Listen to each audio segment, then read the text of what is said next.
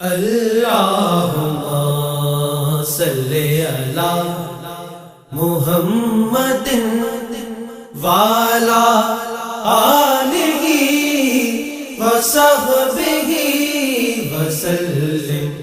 بسم اللہ الرحمن الرحیم۔ اللہ تبارک و تعالیٰ کے پاکیزہ نام سے آغاز کرتے ہیں جو بہت مہربان نہایت رحم والا ہے۔ درس بخاری کا سلسلہ جاری و ساری ہے اور پچھلے پروگرام میں 2433 نمبر حدیث پاک ذکر کی تھی۔ آج انشاءاللہ 2434 سے آغاز کریں گے۔ حدیث ہے حضرت ابو ہریرہ رضی اللہ تعالی عنہ کی روایت کردہ۔ آپ نے ارشاد فرمایا کہ جب اللہ تعالیٰ نے رسول اللہ صلی اللہ علیہ وسلم کے لیے مکہ فتح کر دیا تو آپ نے لوگوں میں کھڑے ہو کر اللہ تعالیٰ کی حمد و ثنا کی۔ پھر فرمایا کہ اللہ تعالیٰ نے مکے سے ہاتھیوں کو روک دیا تھا۔ وہ ابرہہ جو ہاتھی لے کر آیا تھا اور آسمان سے ابابیل نے اس پہ کنکر برسائے تھے اور ہاتھی بالکل تباہ و برباد ہو گئے تھے۔ سرکار نے فرمایا کہ اللہ تعالیٰ نے مکے سے ہاتھیوں کو روک دیا تھا اور مکے کے اوپر اپنے رسول کو اور مومنوں کو مسلط کر دیا۔ یعنی فتح مکہ ہوئی تو اللہ نے اپنے رسول کو اور مومنوں کو حاکمیت عطا فرمائی، مکہ فتح ہوا۔ بس مجھ سے پہلے کسی کے لیے مکے میں جنگ کرنا حلال نہ تھا اور بے شک وہ میرے لیے صرف دن کے 1 گھنٹے کے لیے یعنی کچھ ساعتوں کے لیے حلال کیا گیا اور بے شک وہ میرے بعد کسی کے لیے حلال نہ ہوگا۔ یعنی مکے میں خون ریزی کرنا، جنگ کرنا منع ہے۔ پھر فرمایا کہ پس مکے کے شکار کو متنفر نہ کیا جائے اور نہ اس کے کانٹوں والے درختوں کو کاٹا جائے اور نہ اس کے راستے میں پڑی ہوئی چیز کو اعلان کرنے والے کے سوا اٹھایا جائے۔ یعنی اعلان کرو کہ مالک تک پہنچے تو اٹھاؤ، یعنی ارادہ یہ ہو کہ مالک تک پہنچائے، اپنی ملکیت بنانے کی نیت سے نہ اٹھایا جائے۔ اور فرمایا کہ جس کا کوئی مقتول اس میں قتل کیا گیا یعنی مکے میں قتل کیا گیا، اس کو 2 چیزوں میں سے ایک کا اختیار ہے، یا تو وہ دیت قبول کر لے یا قصاص لے لے۔ یعنی قتل جان کے بدلے جان یہ قصاص ہے اور جان کے بدلے مال یہ دیت ہے۔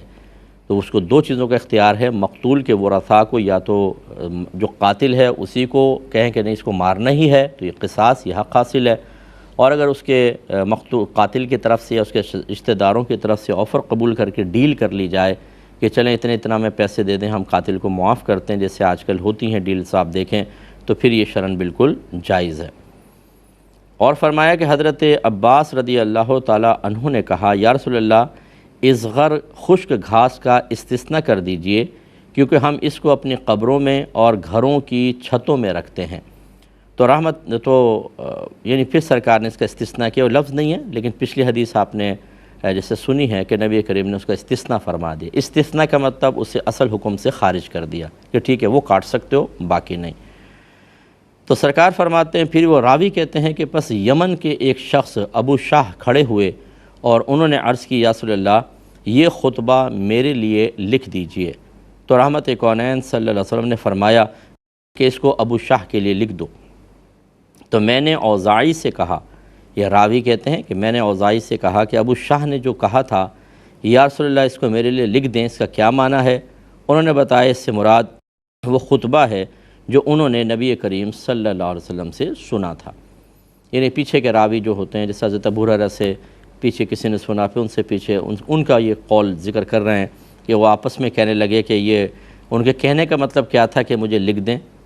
یعنی راوی کو شبہ ہوا کہ صرف ایک بات لکھنے کا کہا تھا یا آخری والی بات یا پورا خطبہ لکھنے کا کہا تھا، تو بتایا گیا کہ پورا خطبہ لکھنے کا کہا تھا۔ تو اس کا مطلب یہ ہوا کہ مقامات کا بھی ادب ہے، احترام ہے۔ یہ نہیں ہے کہ جی زمین کے سب حصے برابر ہوتے ہیں، نہیں، حصوں میں اختلاف ہوتا ہے۔ ایک آپ کا گھر ہے، پھر آپ کے محلے کی مسجد ہے، پھر ایک علاقے کی بڑی جامع مسجد ہے، پھر بیت المقدس کو آپ دیکھیے، اسی طرح مکہ مسجد الحرام ہے، مسجد نبوی ہے، نبی کریم کا روضہ انور ہے، کعبۃ اللہ کے پاس آپ کھڑے ہوئے ہیں۔ جیسے جیسے مقام بدلتا ہے ویسے ویسے احکام بدلتے ہیں، برکات علیحدہ ہوتی ہیں، احترام علیحدہ ہوتا ہے۔ ایک آپ کے علاقے کا میدان ہے اور ایک میدان عرفات ہے کہ ان دونوں میں کوئی فرق نہیں ہے، زمین آسمان کا فرق ہے۔ اس کا مطلب یہ ہوا کہ جو اچھے مقدس مقامات ہوتے ہیں ان کی تعظیم کرنی چاہیے۔ یہ تعظیم کا ہی ایک انداز ہے نا کہ سرکار نے فرمایا کہ مکے کے درخت نہ کاٹو، اس کے شکاری جانوروں کو متنفر نہ کرو، یہ ادب اور احترام کی تعلیم دی جا رہی ہے۔ اس کا مطلب ہے ہمارا مذہب جو ہے وہ شخصیات کے اعتبار سے، مقامات کے اعتبار سے، اوقات کے اعتبار سے تعظیم کا حکم دیتا ہے۔ جیسے اب رمضان کا مہینہ آ جاتا ہے، یہ ایک زمانہ کا نام ہے، ایک اوقات ہیں، ان کی تعظیم، ان کا ادب کرنا چاہیے، رمضان کے احترام کا حکم ہے۔ ایسے مقامات ہیں جیسے مکہ ہے، مدینہ ہے، اس کی سرزمین بڑی ادب اور احترام والی ہے۔ ایسے ہی خاص جگہ ہیں جیسے مسجد حرام ہے، مسجد نبوی ہے، سرکار کا روضہ انور ہے، کعبۃ اللہ ہے۔ تو معلوم یہ ہوا کہ ہمارا مذہب تو تعظیم والا مذہب ہے، یہ احترام سکھاتا ہے۔ تو یہ نہیں ہے کہ ہم تعظیم خدا کے نام پر باقی کسی کی تعظیم نہ کریں اور یہ کہیں کہ جی اس سے تعظیم باری تعالیٰ میں فرق آئے گا، تو اس نے شاید مذہب اسلام کو نہیں سمجھا۔ اگر آپ کسی کی تعظیم دینی حوالے سے کرتے ہیں تو یاد رکھیں وہ تعظیم حقیقتاً اللہ کی ہی تعظیم ہے۔ ہم نبی کی تعظیم کیوں کرتے ہیں؟ اگر آپ فرض کر لیں کہ نبی نہ ہوتے کیا ہم ایسی تعظیم دیتے؟ نہیں۔ اس لیے ہم تعظیم کرتے ہیں کہ وہ اللہ کے نبی ہیں، اللہ نے ان کو نبوت اور رسالت عطا فرمائی ہے۔ اس کا مطلب ہے کہ نبی کی ہم تعظیم کرتے ہیں تو وہ بالواسطہ اللہ کی تعظیم ہے۔ اسی طرح مقامات کی، اوقات کی تعظیم کرتے ہیں تو اللہ کے لیے ہی کرتے ہیں نا، تو وہ اللہ تعالیٰ کی ہی تعظیم کہلائے گی۔ میں آسان الفاظ میں سمجھاتا ہوں، اگر کسی کا نوکر آپ کے پاس آئے، کوئی پیغام لے کر، کوئی کھانا پینا لے کر، جی صاحب نے بھجوایا ہے، آپ نے کہا بیٹھو، اس کو چائے پلائی، ٹھنڈا پانی پلایا، ہوا وغیرہ کھلائی، پھر اس کو رخصت کیا، تو بتائیں آپ نے نوکر کی تعظیم کی ہے یا بھیجنے والے کی تعظیم کی ہے؟ حقیقتاً آپ نے اس کی عزت اور احترام کا خیال کیا ہے۔ نوکر تو اس قابل نہیں تھا، لیکن چونکہ یہ اس کا نوکر تھا، اس وجہ سے آپ کی اس کی تعظیم اس مالک کی تعظیم ہے۔ اسی لیے اب اس کو پتہ چلے گا کہ آپ نے اس کے نوکر کو اتنا پروٹوکول دیا تھا، وہ خوش ہوگا اور کبھی آپ کو اس کا بدلہ دے گا کہ آپ نے میرے نوکر کی بھی تعظیم کی تھی۔ تو قطع نظر اس مثال کے، اس کو ہٹا دیں، اب نبیوں کی تعظیم، مقامات مقدسہ کی تعظیم، یہ سب عین اللہ تبارک و تعالیٰ کی ہی تعظیم ہے، کیونکہ ان کا تعلق اللہ سے ہے۔ لہٰذا اب یہ کہنا کہ جی اللہ کی تعظیم کرو، باقی کسی چیز کی تعظیم نہ کرو ورنہ تعظیم باری تعالیٰ میں فرق آئے گا، تو کیا ماں باپ کی تعظیم نہ کریں، استاد کی تعظیم نہ کریں؟ کیا کریں بتائیں؟ کعبۃ اللہ کی بالکل تعظیم نہ کی جائے، قرآن کی تعظیم نہ کی جائے، اس کو اٹھا کے زمین پہ یوں رکھ دیا جائے اور قدموں کے پاس یا پیروں پہ رکھ کے پڑھیں اس کو، یہ ہمارا مذہب تعلیم دے گا؟ نہیں۔ تو اس لیے ہمیں باادب بننا چاہیے اور اپنے مذہب اور دین کو صحیح طریقے سے سمجھنا چاہیے۔ پھر جب دیکھیں سرکار نے فرمایا یہ نہ کرو، یہ نہ کرو، عرض یا رسول اللہ اس کا استثناء کر دیجئے، اصغر خاص کا استثناء کر دیجئے، ہمیں ضرورت ہے۔ تو اس کا مطلب اس سے دو مسئلے معلوم ہوئے۔ پہلا مسئلہ تو یہ پتہ چلا کہ ہمارے نبی کریم صلی اللہ علیہ وسلم کو اللہ تبارک و تعالی نے شرعی احکام کے سلسلے میں بڑا اختیار دیا تھا، چاہیں تو کسی چیز کو حرام فرمائیں، چاہے تو کسی چیز کو اس میں سے حلال کر دیں۔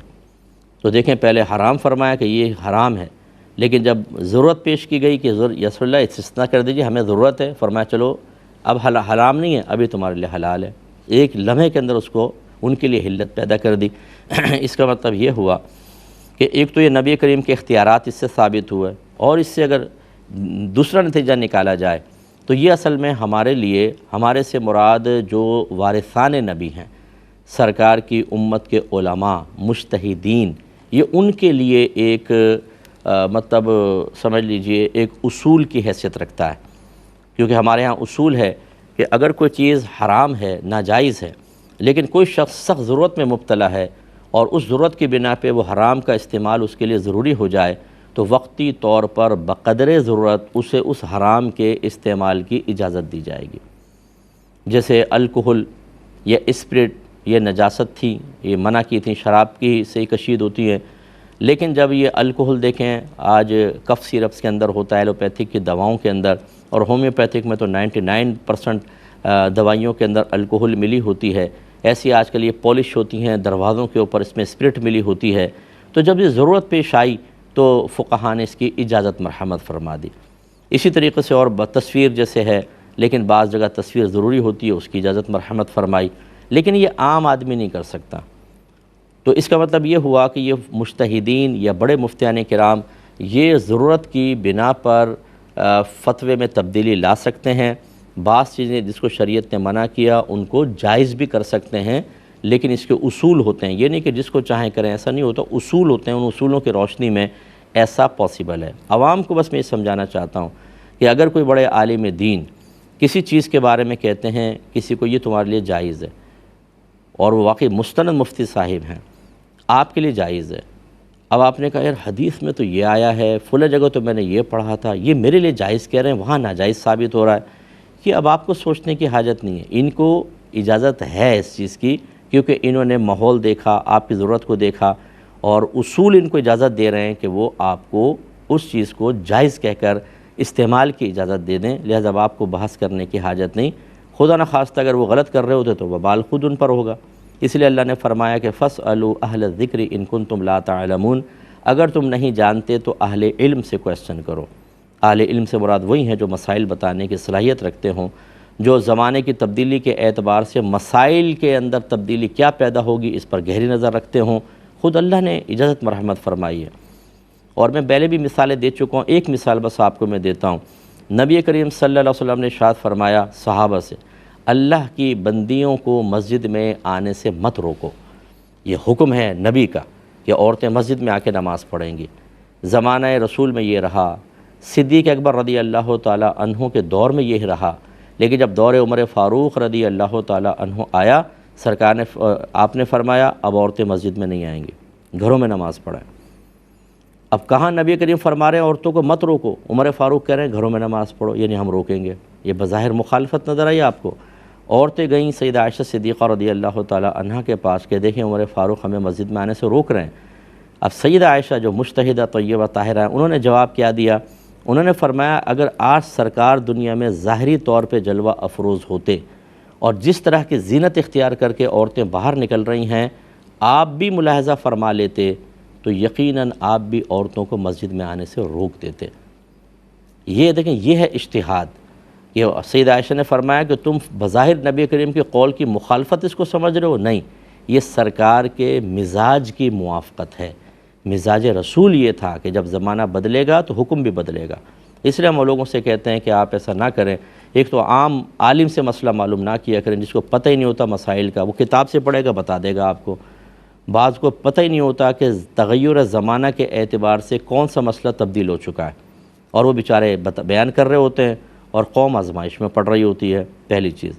دوسری بات یہ ہے کہ ہمیشہ مستند مفتی صاحب سے معلوم کر کے پھر آپ آنکھیں بند کر کے اس پہ عمل کریں، پھر آپ کی کوئی گرفت نہیں ہے، پھر آپ اپنا ذہن استعمال نہ کریں، یار مجھے سمجھ میں نہیں آ رہا، دل میں کھٹک رہا ہے، عالم صاحب نے جواب تو دے دیا مفتی صاحب نے لیکن مجھے سمجھ میں نہیں آیا۔ ارے بھائی آپ ہیں کون کہ آپ کو سمجھ میں نہیں آیا؟ یہ دینی معاملات ہیں، دینی معاملات آپ کو کیا سمجھ میں؟ یہ سمجھ میں آ گیا آپ کو کہ فجر کی 2 رکعتیں فرض اور ظہر کی 4 ہیں اور مغرب کے اندر 3 ہیں، کیوں؟ بتائیں کیوں ہیں؟ اب آپ کوئی بھی لاجک لائیں گے لیکن حکمت الہی تک آپ نہیں پہنچ سکیں گے۔ بہت سارے ایسے معاملات ہوتے ہیں کہ جن کا عقل ادراک نہیں کر سکتی، اسی لیے فرمایا نا فَاسْأَلُوا أَهْلَ الذِّكْرِ إِن كُنتُمْ لَا تَعْلَمُونَ، اگر تم نہیں جانتے اہل علم سے پوچھو۔ اور کیا اس لیے پوچھیں کہ آپ چاہیں تو اپنے بھئی مجھے سمجھ میں نہیں آیا رد کر دیں؟ نہیں، ایک اور مقام پہ فرمایا کہ اطیعوا اللہ واطیعوا الرسول واولی الامر منکم، اللہ کی اطاعت کرو، اس کے رسول کی اطاعت کرو اور ان لوگوں کا حکم مانو جو تم میں حکم والے ہیں۔ اور فقہا فرماتے ہیں، مفسرین فرماتے ہیں کہ حکم والے سے مراد وہ علماء ہیں جو لوگوں کو دین سکھاتے ہیں، مسائل پہ ان کی دسترس ہوتی ہے، وہ مجتہدین ہوتے ہیں، اور خصوصی طور پہ جو زمانے کے تبدیلی کے اعتبار سے مسائل میں تبدیلی ہوتی ہے اس پر نگاہ رکھتے ہیں۔ اب یہاں تو حکم ہے علماء کی اطاعت کرو، حکم والوں کی اطاعت کرو، وہاں فرمایا سوال کرو اطاعت کرو، اس کا مطلب یہ ہے کہ کویسچن کرو اور پھر نہ سوچو، پھر انہوں نے جب کہہ دیا ہے تو اب اس پر عمل کرو۔ لیکن میں پھر ایک دفعہ یہاں دہرا دیتا ہوں، ہر شخص عالم نہیں ہوتا۔ مسجد میں آپ جائیں گے داڑھی والے بہت سارے ملیں گے، ہر ایک عالم نہیں ہوتا، ہر عالم مفتی نہیں ہوتا، ہر مفتی میں اجتہاد کی صلاحیت نہیں ہوتی۔ بہت سارے مفتیان کرام ہیں وہ کتاب سے مسئلہ دیکھ کے آپ کو بہت اچھا بتا دیں گے، لیکن اسی کتاب کے اندر مثلا ایک بہار شریعت کتاب ہے مولانا امجد علی صاحب رحمۃ اللہ علیہ کی، اب اس کے اندر جو خصوصی طور پر نان نفقے کے اجارے کے مسائل ہیں اور خرید و فروخت کے مسائل ہیں، ان میں بہت سارے مسائل ایسے ہیں جو آج کل کے دور کے اعتبار سے اس پہ عمل ہی نہیں کر سکتے آپ، وہ تبدیل ہو چکے ہیں۔ یہ ایک عام مفتی نہیں بتا سکے گا، وہ تو فتویٰ خالی لکھ دے گا اور یاد رکھیں عام مفتی جس میں وصف اجتہاد کی صلاحیت نہ ہو، جو اپنے عرف ماحول پر آگاہ نہ ہو، اسے لوگوں کی کیفیات، ان کی مینٹلٹی اور ان کی سوچ و فکر کا ادراک ہی نہ ہو، ہمارے اکابرین فرماتے ہیں یہ فتویٰ دینے میں ضرور جاہل ہے۔ فتویٰ دینے میں جاہل یعنی کیا مطلب؟ یہ کتاب سے دیکھ کے مسئلہ بتا دے گا، زمانہ کہیں جا رہا ہے، اس کے اعتبار سے مسئلہ بدلنا چاہیے، اور یہ سابقہ مسئلہ بتا کر لوگوں کو ایک آزمائش میں ڈال دے گا، امتحان میں مبتلا کرے گا۔ ایسا ہرگز نہیں کرنا چاہیے، بلکہ اعلیٰ حضرت نے تو بعض جگہ اس کو ظلم سے تعبیر فرمایا ہے کہ یہ ظلم ہے لوگوں کے اوپر کہ مسئلہ پتہ نہیں ہے اور ایک جزئی بیان کر دی۔ لوگ خوش ہوں گے، واہ واہ بھی کریں گے، بہت سارے بھی آپ نے تو دیکھیں غلطی کی نشاندہی کی، مارکیٹ میں کتنی غلطی ہو رہی ہے۔ ارے بھائی یہ مسئلہ بدل چکا ہے، مارکیٹ کے اعتبار سے بعض اوقات جو آپ بیان کر رہے ہیں اس مسئلے میں تبدیلی لازم ہے، بدل چکا ہے مسئلہ، لیکن وہ چونکہ بیان کرنے والا نہ عالم ہوتا ہے، نہ مفتی ہوتا ہے، نہ مجتہد ہوتا ہے، بعض اوقات اسے خود نہیں پتہ ہوتا، وہ کتاب سے دیکھ کے ضرور بتا رہا ہے۔ بھئی ہمارے بزرگوں نے لکھا ہے، انہی بزرگوں نے اپنے سے پہلے والے بزرگوں کے خلاف بھی بہت سارا لکھا ہوا ہے۔ آپ نے یہ کیوں نہیں دیکھا کہ انہوں نے کیوں ان کی قول کے خلاف لکھا؟ اس لیے کہ ان کا زمانہ کچھ اور تھا، ان کا زمانہ کچھ اور ہے، اور اب آپ کا زمانہ کچھ اور ہے، تو پھر آپ کے لیے بھی ضروری ہے کہ ان کے بیان کردہ مسائل پہ ایک دفعہ کم از کم ایسی نگاہ ضرور ڈالیں کہ آپ کو پتہ ہو کہ موجودہ دور کے لوگوں کو کون سا مسئلہ بیان کرنا ہے۔ چونکہ ہم فتوے کی فیلڈ سے تعلق رکھتے ہیں، تو جتنے مفتیان کرام اگر کوئی فرض کر لے مجھے سنے گا، وہ کہے گا مفتی صاحب نے بالکل 100% صحیح کہا۔ تو ہر شخص یاد رکھیں، خصوصاً میں آپ کو گزارش کرتا ہوں، یہ خرید و فروخت کے مسائل، انویسٹمنٹ کے مسائل، زمینوں کے، باغات کے مسائل، انٹرنیٹ پہ ٹریڈنگ کے مسائل، کرنسی لینے دینے کے مسائل، یہ ہر شخص سے نہ پوچھا کریں، یہ ان سے پوچھیں جو اس قسم کے مسائل کے اندر ماہر ہوں، کیونکہ تغیر زمانہ کے اعتبار سے، عرف کے اعتبار سے اب بہت سارے مسائل تبدیل ہو چکے ہیں، اور ہر عالم ان تبدیلیوں پر واقف نہیں ہوتا ہے۔ اور تو اسی لیے بہت سارے نادان قسم کے لوگ جن کو جو خود فتوے کی صلاحیت نہیں رکھتے، جب کوئی شخص صحیح اصول کی روشنی میں مسئلے کو بدل کر بیان کرتا ہے تو یہ اس پہ اعتراض کرتے ہیں، بزرگوں نے تو ایسا لکھا ہے، آپ ایسا بیان کر رہے ہیں۔ تو جن بزرگوں نے لکھا ہے، ذرا آپ کے پاس اگر تھوڑا سا بھی علم ہے، دیکھیں انہوں نے اپنے سے پہلے والے بزرگوں کے خلاف کتنا لکھا ہوا ہے۔ تو یہ اصل میں مخالفت بزرگوں کی نہیں ہے، یہ میں نے جیسے آپ کو سمجھا، یہ ان کے مزاج کی موافقت ہے۔ ان بزرگوں سے یہ اصول ہم تک آیا ہے کہ جس کے اندر صلاحیت ہو وہ زمانے کی تبدیلی کے اعتبار سے شرعی قیودات کے ساتھ احکام میں تبدیلی کر سکتا ہے۔ امید ہے بہت ساری باتیں آپ کو سمجھ میں آئیں ہوں گی۔ وآخر دعوانا ان الحمدللہ رب العالمین۔ اللہم صلی علی محمد وعلی آلہ وصحبہ وسلم۔ اللہم صلی علی محمد وعلی آلہ وصحبہ وسلم۔ اللہم صلی علی محمد وعلی آلہ وصحبہ وسلم۔